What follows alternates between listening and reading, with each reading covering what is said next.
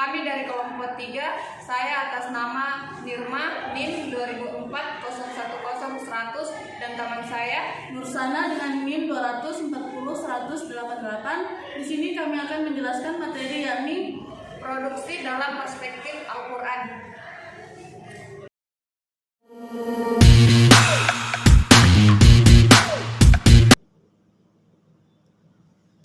Pertama, pengertian produksi. Produksi dalam bahasa Arab yaitu al-intaj dari akar kata nataj yang berarti mewujudkan atau mengadakan sesuatu atau pelayanan jasa yang jelas dengan menuntut adanya bantuan. Penggabungan unsur-unsur produksi yang terbingkai dalam waktu yang terbatas. Produksi adalah menciptakan manfaat atau suatu benda. Secara terminologi, kata produksi berarti menciptakan dan menambah kegunaan atau nilai guna suatu barang. Kegunaan suatu barang akan bertambah bila memberikan manfaat baru atau lebih dari semula.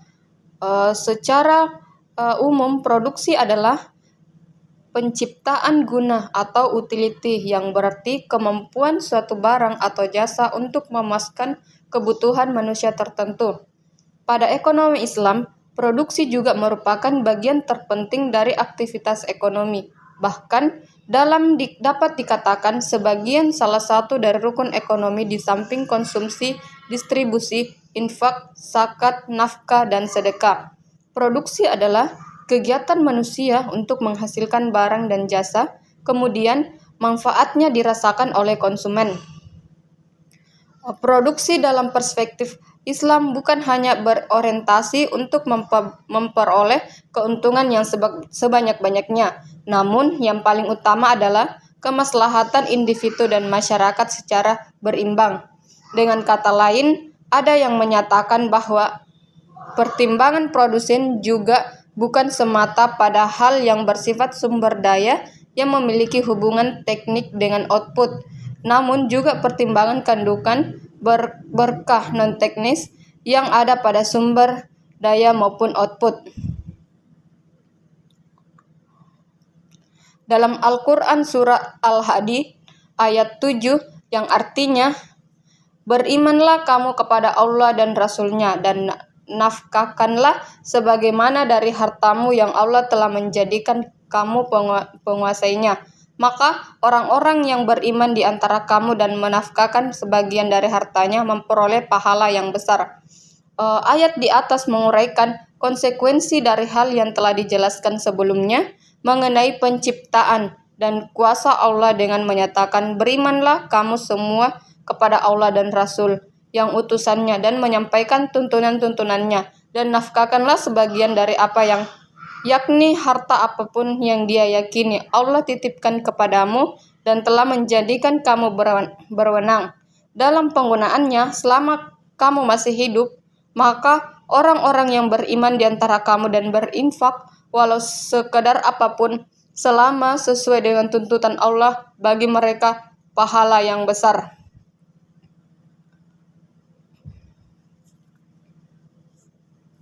Dalam memproduksi sesuatu bukanlah sekedar untuk dikonsumsi sendiri atau dijual di pasar, tetapi lebih jauh menekankan bahwa setiap kegiatan produksi harus pula mewujudkan fungsi sosial.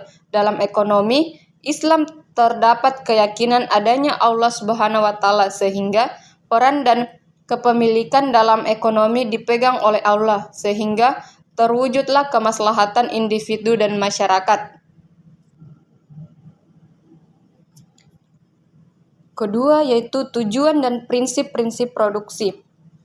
Tujuan produksi sesungguhnya tidak bisa dilepaskan dari tujuan diciptakan dan diturunkannya manusia ke bumi, yakni sebagai khalifah Allah dalam surah Al-Baqarah ayat 30, yang artinya, ingatlah ketika Tuhanmu berfirman kepada para malaikat, sesungguhnya aku hendak menjadikan seseorang khalifah di muka bumi. Mereka berkata, mengapa engkau hendak menjadikan khalifah di bumi itu orang yang akan membuat kerusakan padanya dan menumpahkan darah, padahal kami senantiasa bertasbih dan memuji engkau dan mensucikan engkau. Tuhan berfirman, Sesungguhnya aku mengetahui apa yang tidak kamu ketahui. Ayat ini dimulai dengan penyampaian keputusan Allah kepada para malaikat tentang rencananya menciptakan manusia di bumi. Menyampaikan kepada mereka penting karena malaikat akan dibebani sekian tugas menyangkut manusia yang terdiri mencatat amal-amal manusia. Ada yang bertugas memeliharanya, ada yang membimbingnya dan sebagainya. Penyampaian itu juga kelak ketika diketahui manusia akan mengantarnya bersyukur kepada Allah atas anugerahnya yang tersimpul dalam dialog Allah dengan para malaikat. Sesungguhnya aku hendak menjadikan seorang khalifah di muka bumi. Demikian penyampaian Allah Subhanahu wa taala. Penyampaian ini bisa jadi setelah proses penciptaan alam raya dan kesiapannya untuk dihuni manusia pertama dengan Adam dengan nyaman. Mendengar rencana tersebut, para malaikat bertanya tentang makna penciptaan tersebut. Mereka menduga bahwa khalifah ini akan merusak dan menumpahkan darah. Pernyataan mereka itu bisa lahir dari penanaman Allah terhadap makhluk yang akan diciptakan itu dengan khalifah. Ketiga yaitu pandangan hadis tentang produksi. Rasulullah mendorong umat Islam agar rajin bekerja untuk mencari karunia Allah agar dapat memberi dan berbagi nikmat kepada orang lain, tidak meminta-minta, dan agar dapat memenuhi kebutuhan orang-orang yang menjadi tanggung jawab mereka. Nabi bersabda dari Abu Hurairah radhiyallahu, katanya, aku mendengarkan Rasulullah Shallallahu Alaihi Wasallam bersabda, hendaklah seseorang di antara kalian berangkat pagi-pagi sekali mencari kayu bakar, lalu bersedekah dengannya dan menjaga diri atau tidak meminta-minta. Dari manusia lebih baik daripada meminta kepada seseorang baik ataupun tidak. Tangan di atas lebih baik daripada tangan di bawah. Mulailah memberi kepada orang yang menjadi tanggung jawab. Menurut Idris, hadis di atas menjelaskan tentang beberapa hal terkait dengan aktivitas ekonomi, yaitu pertama, dorongan untuk rajin bekerja dengan berangkat pagi-pagi sekali. Kedua, yaitu dorongan untuk rajin bekerja dan berproduksi. Ketiga, yaitu dorongan untuk melakukan distribusi. Keempat, yaitu dorongan untuk hidup kesatria dan tidak meminta-minta. Dan kelima, yaitu dorongan untuk bertanggung jawab dalam ekonomi keluarga. Hal tersebut lebih menegaskan untuk tidak melakukan meminta-minta walaupun orang tersebut baik atau tidak. Tetap saja tidak dianjurkan. Rasulullah menganjurkan untuk manusia umatnya bekerja sehingga dapat memenuhi kebutuhan sendiri dan orang yang menjadi tanggung jawabnya. Bekerja di sini bukanlah sesuatu seperti kerja kantor atau sejenisnya. Namun, bekerja membuat berusaha untuk menghasilkan dan memanfaatkan apa yang didapatkan sehingga bermanfaat bagi semuanya. Contohnya seperti pertanian. Apabila umat Islam tidak mampu untuk melakukan penyuburan akan tanah, maka hendaklah diserahkan kepada orang lain agar memproduksinya. Jangan sampai lahan produksi itu dibiarkan sehingga menganggur, sebagaimana Rasulullah Shallallahu Alaihi Wasallam bersabda. Dari Jabir radhiyallahu katanya, Rasulullah Shallallahu Alaihi Wasallam bersabda, barang siapa mempunyai sebidang tanah, maka hendaklah ia menanamnya. Jika tidak bisa atau tidak mampu menanami, maka hendaklah diserahkan kepada orang lain untuk ditanam dan janganlah menyewakannya. Hadis di atas menjelaskan tentang pemanfaatan faktor produksi berupa tanah yang merupakan faktor penting dalam produksi. Jika manusia tidak mampu memakmurkan tanah atau dengan kata lain menggarapnya sehingga menghasilkan manfaat bagi kebutuhan, maka dianjurkan untuk menyerahkan izin untuk mengelola tanah kepada orang lain, bukan tanah tersebut disewakan, seperti yang biasa dilakukan di kalangan masyarakat ini.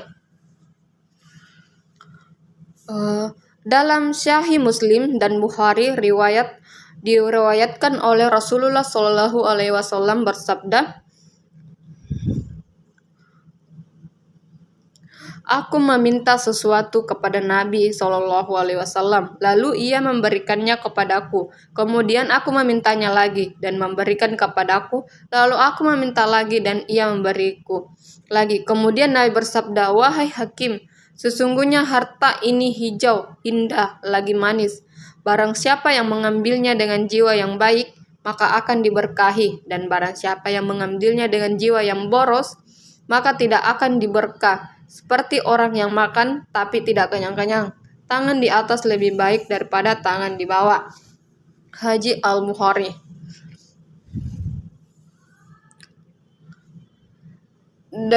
Dari hadis ini menggambarkan sikap mubazir atau boros. Sesuatu hal yang berlebihan, maka Allah tidak akan memberkahinya. Menurut Idris, aktivitas produksi dan konsumsi haruslah balance atau seimbang, sesuai dengan kebutuhan, sehingga tidak terjadinya kemubaziran dan kekurangan kebutuhan yang terdampak pada kemiskinan. Sikap mubazir dianggap sebagai bentuk dosa sehingga tidak ada nilai maslahat dan kehilangan berkah Allah. Maka dari itu, Idris menyimpulkan aktivitas produksi dan konsumsi haruslah balance.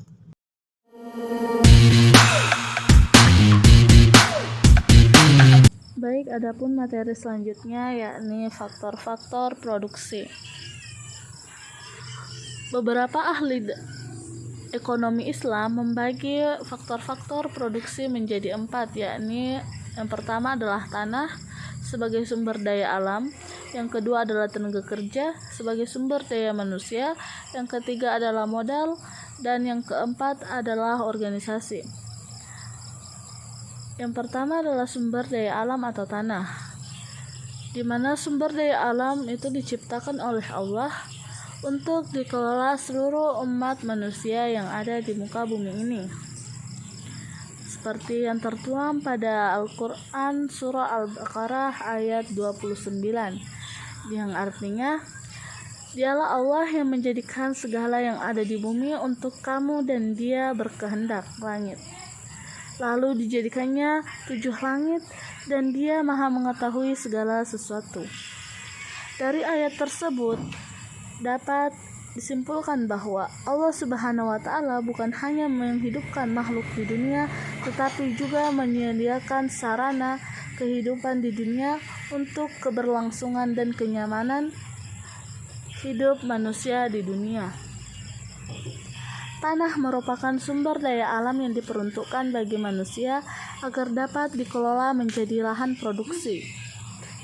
Allah menempatkan tanah di bumi sebagai tempat untuk hidup dan ajal menjemput. Konsep tanah sebagai sumber daya alam mengandung arti yang sangat luas, termasuk semua sumber yang dapat diperoleh, yakni udara, laut, gunung, sampai dengan keadaan geografi seperti angin dan iklim yang terkandung makna tanah.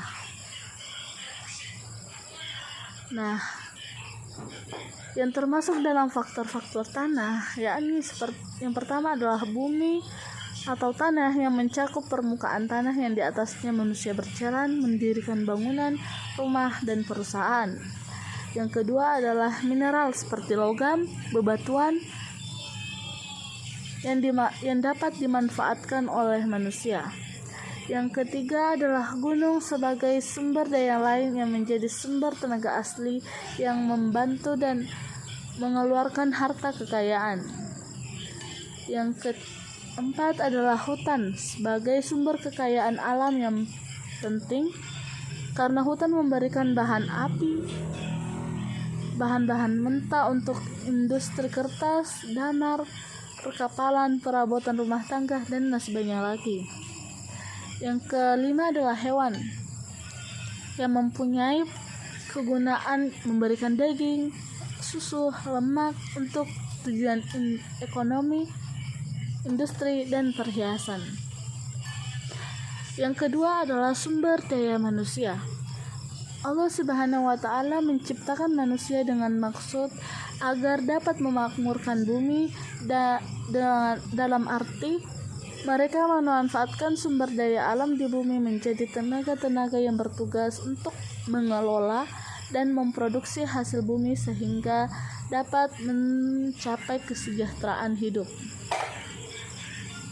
Seperti yang tertuang pada Al-Quran Surah Al-Hud ayat 61 yang artinya Dia telah menciptakan kamu di bumi atau tanah dan menjadikan kamu pemakmurnya. Nah, dalam ayat tersebut kata kunci dari faktor produksi sumber daya manusia terdapat dalam kata makmur. Di sini manusia sebagai khalifah di muka bumi diharapkan oleh Allah Subhanahu wa Ta'ala untuk memakmurkan bumi dalam pemanfaatan tanah dan alam. Tugas manusia sebagai khalifah untuk memakmurkan bumi ini merupakan amanah oleh Allah Subhanahu wa Ta'ala untuk diperdayagunakan semua potensinya dalam membangun peradaban di muka bumi ini. Yang ketiga adalah modal.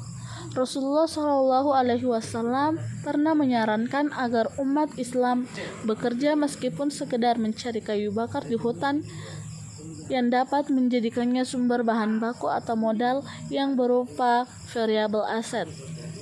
Seperti yang tertuang pada sabda Rasulullah, yakni dari Abu Hurairah radhiyallahu anhu, katanya aku mendengar Rasulullah Shallallahu Alaihi Wasallam bersabda, hendaklah seseorang di antara kalian berangkat pagi-pagi sekali mencari kayu bakar, lalu bersedekah dengannya menjaga diri dari orang yang lebih baik daripada meminta kepada orang baik ataupun tidak. Tangan di atas lebih baik dari tangan di bawah. Mulailah memberi kepada orang yang menjadi tanggung jawabmu. Nah, hadis ini menjelaskan atau menyarankan manusia untuk bekerja keras supaya terpenuhinya kebutuhan manusia secara individu maupun manusia yang lainnya. Hendaklah seseorang ini berangkat pagi sekali untuk mencari kayu bakar, yang berarti seseorang ini disuruh untuk mengelola kayu bakar tersebut, atau kayu bakar di sini digunakan sebagai simbol produksi. Selanjutnya adalah organisasi atau manajemen. Dalam produksi, organisasi itu sangat penting dalam mengatur kegiatan perusahaan. Dengan begitu, kegiatan produksi memiliki penanggung jawab untuk mencapai suatu tujuan perusahaan. Seperti yang tertuang pada Al-Quran Surah Al-Imran ayat 173 yang artinya, cukuplah Allah menjadi penolong kami dan Allah lah sebaik-baiknya pelindung. Dan dalam ayat di atas bukan berarti kita berserah kepada apapun yang terjadi, namun menjalankan apa yang sesuai akan ketentuan Allah Subhanahu wa Ta'ala berikan, dengan menggantungkan niat pekerjaan tersebut dengan lillah. Yang selanjutnya adalah proses produksi. Proses produksi itu input terdiri dari modal, tenaga kerja, tanah, dan kewirausahaan. Rambu dalam berproduksi itu terdiri tidak merugikan orang lain, prosesnya baik dan halal, dari mulai input sampai output tidak melanggar syariah, pertanggungjawaban kepada sesama umat Islam secara khususnya.